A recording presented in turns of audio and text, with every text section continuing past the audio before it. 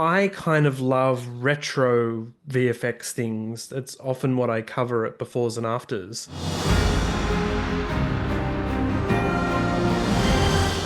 Then and Now is really interesting because it's this idea for FMX that literally I came up with at exactly the same time that the team from FMX came up with, which boggles my mind. We were all at Annecy, and I was ready to pitch an idea to FMX to have some old school practical effects, miniatures, mechanical effects type speakers to speak at FMX.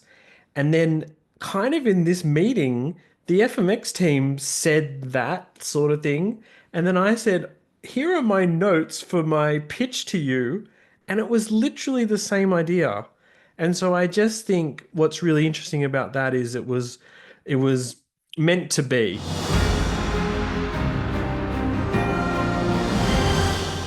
What I did hear from Jake is that it's a film that is a big Marvel film, but kind of goes back to a little bit of an older style look and feel, right? The characters are more grungy.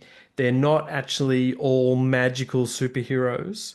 So I understand there's a bit more of an old school look and feel to the visual effects. Now, that doesn't mean they don't use modern techniques, but it actually fits the then and now track really well because it's, well, how did we used to do this kind of work? And how can we use modern tools to give it that look and feel, which complements, say, the production design or the cinematography? So actually, I'm really looking forward to hearing how Jake shares how the old school look was achieved.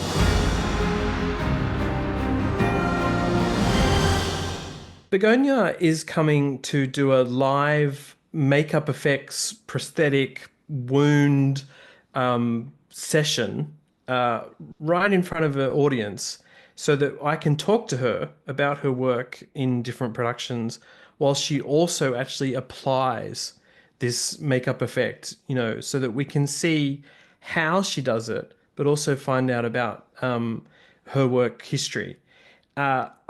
I really felt like in the past couple of years for then and now, anything where it's very tangible and people feel like they can touch something or, be near something like a stop motion puppet or, anything you can get your hands on has really resonated well with the audience. And part of that is we all work in modern digital visual effects, which is very much looking at a computer, but we still have this love, for old school visual effects, and makeup effects clearly is still in that realm.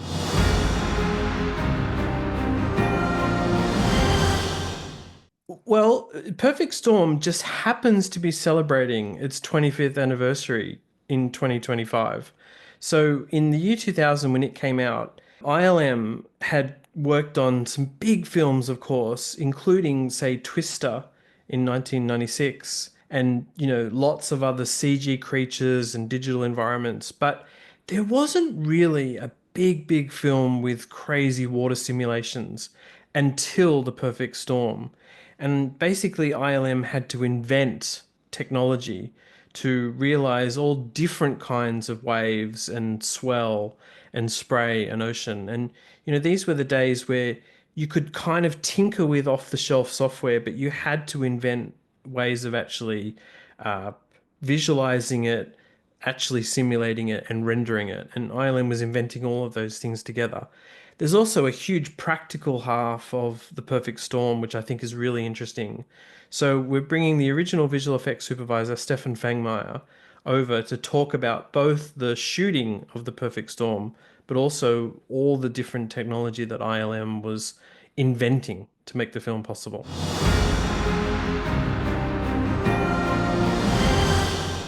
Nuke is obviously the sort of main compositing tool used in visual effects. It has a really interesting beginning at Digital Domain, where the studio, a brand new studio, basically in the mid 90s, invented Nuke and then kept tinkering at it, made it a brilliant tool for in-house, then looked to market it. Eventually, it was Foundry that did the job of selling it to other studios, and Nuke's just become basically the tool. One of those key technology developments in the history of visual effects. So Jonathan Egstad, who was at Digital Domain in those early days, is actually now back at Foundry, which I think is a really interesting lineage. And that's why we've got him coming over to talk about, well, what were the early days of Nuke? How did that even get developed? And then what have you been doing more recently at Foundry, which I think a lot of people in the room, if they're compositors, will find very really interesting.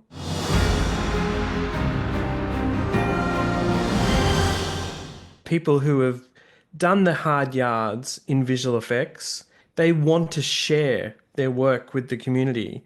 And maybe visual effects supervisors who have been around for a long time, they're often stunned that things they're talking about that might have been done in the 80s, the 70s, the 90s, they're actually problems that artists still face today.